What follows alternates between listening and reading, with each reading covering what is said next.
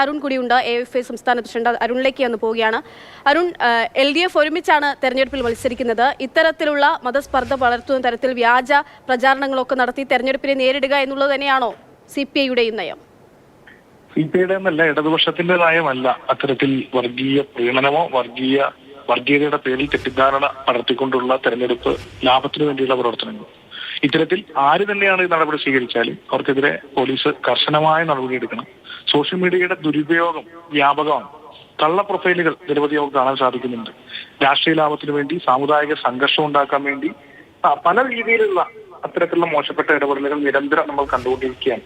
അപ്പൊ ഇത്തരം കാര്യങ്ങളിൽ കുറച്ചുകൂടി പോലീസ് ജാഗ്രത പുലർത്തണം.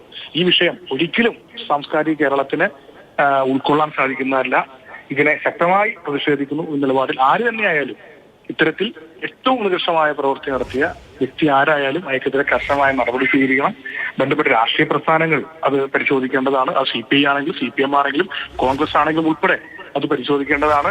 വർഗീയ പ്രചരണം നടത്തി ഈ നാടിനെയും തകർക്കാൻ ശ്രമിക്കുന്ന ഏത് കോണിലുള്ള ശ്രമത്തെയും ശക്തമായി പ്രതിഷേധിക്കേണ്ടതാണ്, എതിർക്കേണ്ടതാണ്. അത്തരം നിലപാട് സ്വീകരിച്ചവരെ ദൈവീതെ ഇടതുപക്ഷം എന്ന് വിളിക്കരുത് എന്നൊരു അഭ്യർത്ഥന കൂടി നടത്തുകയാണ്. ഈ പോലീസ് അതിനെതിരെ ജാഗ്രത സ്വീകരിക്കേണ്ടതാണെന്നൊക്കെ പറയുന്നതിനപ്പുറത്തേക്ക് രാഷ്ട്രീയ പ്രസ്ഥാനങ്ങൾ ഇതിൽ കൃത്യമായിട്ട് തള്ളി പറയേണ്ടതിനെയും കൂടെ കൂട്ടേണ്ടതിനെയും തിരിച്ചറിയാനും ആ തരത്തിൽ നിലപാട് സ്വീകരിക്കേണ്ടതുമില്ലേ? ഈ നിലപാട് സ്വീകരിച്ച വ്യക്തിയെ നിർബന്ധമായും അത് CPMകാരനാണ് ഈ വ്യക്തിയാണെന്ന് തുടങ്ങിയാൽ CPM ഉറപ്പായും തള്ളിപ്പറയും എന്നുള്ളത് തന്നെയാണ് എന്റെ പ്രതീക്ഷ. അങ്ങനെ തള്ളിപ്പറയാൻ മാത്രമേ ആ പ്രസ്ഥാനത്ത് സാധിക്കുകയുള്ളൂ. അത് ചെയ്യുക തന്നെ ചെയ്യും.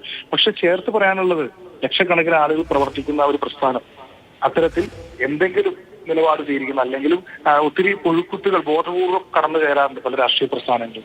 അപ്പോൾ അത്തരത്തിലുള്ള ആളുകൾ പലരും കടന്നു കയറുമ്പോൾ അതിൽ ജാഗ്രത പുലർത്തേണ്ടതാണ്. അതിനോടൊപ്പം തന്നെ അത്തരത്തിലുള്ള ഒരു നടപടി ഒരാളുടെ ഭാഗത്തുണ്ടായാൽ അത് ആ പ്രസ്ഥാനത്തിന്റെ ഒരു നിലപാടായി നമുക്ക് കരുതേണ്ടതില്ല.